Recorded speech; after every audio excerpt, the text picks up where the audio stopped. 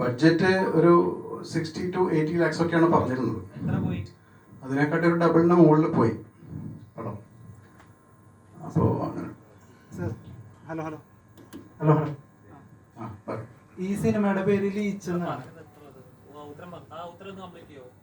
ബഡ്ജറ്റിന്റെ പറഞ്ഞല്ലോ. നമുക്കിപ്പോൾ എല്ലാം കൂടി ഇപ്പം ഇനിയിപ്പോൾ റിലീസെല്ലാം അടക്കാകുമ്പോഴേക്കും ഒരു അറൗണ്ട് 2 CR അടുത്തേക്കോളം ബഡ്ജറ്റ് വരും. അതിൻ്റെ എക്സിക്യൂട്ടീവ് പ്രൊഡ്യൂസർ അങ്ങനെ പറയുന്നുണ്ടായിരുന്നു. കാരണം അദ്ദേഹം നമ്മൾ ഇന്ന് സംസാരിക്കുമ്പോഴൊക്കെ നമ്മുടെ സുഹൃത്ത് എന്നുള്ളതിൽ തന്നെയാണ് തുടങ്ങിയതെല്ലാം. അദ്ദേഹത്തെ ഒരു എസ്റ്റാബ്ലിഷ്ഡ് ഡയറക്ടറായിട്ട് നമ്മൾ കണ്ടതല്ല. അദ്ദേഹത്തിൻ്റെ അടുത്ത് ഒരുപാട് പൈസയുണ്ട് എന്ന് കണ്ടിട്ടും നമ്മൾ ചെയ്തതൊന്നല്ല. നമ്മൾ അദ്ദേഹത്തിൻ്റെ കയ്യിൽ നല്ല കഥകളുണ്ട്, ക്രിയേറ്റീവ് മൈൻഡ് ഉണ്ട്, നല്ല പ്രൊജക്റ്റ് ചെയ്യാൻ പറ്റുന്ന ഒരാളാണ്. അപ്പം അങ്ങനെയാണ് നമ്മൾ മുന്നോട്ട് പോകുന്നത്. അപ്പോൾ ഇതിലിപ്പം ബഡ്ജറ്റ് കൂടിപ്പോയാലും നമുക്ക് അടുത്ത പ്രൊജക്റ്റൊക്കെ വരുമ്പോഴേക്കും നമുക്കത് കവറപ്പ് ചെയ്യാം എന്നുള്ള ധാരണയിലായിരുന്നു.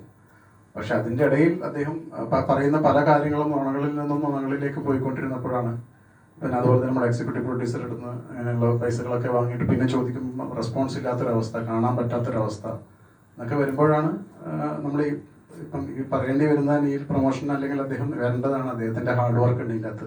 അദ്ദേഹത്തിൻ്റെയും ഒരു ഫ്യൂച്ചറായിരുന്നു സിനിമ. പക്ഷേ നമ്മൾ മനുഷ്യന്മാർ എപ്പോഴും നമ്മൾ വിശ്വസിക്കണതുപോലെ ആവണമെന്നില്ലല്ലോ. അതിനാണ് നമ്മൾ ഈ സത്യം പറഞ്ഞാൽ സിനിമ ഈ സിനിമയിലും ഒരു കഥാപാത്രങ്ങൾ അവിടെ പോയി ചെന്നപ്പെടുന്നതും അവർ വിശ്വസിക്കുന്നവർ തന്നെ അവർ ചതിക്കുന്നതാണ്.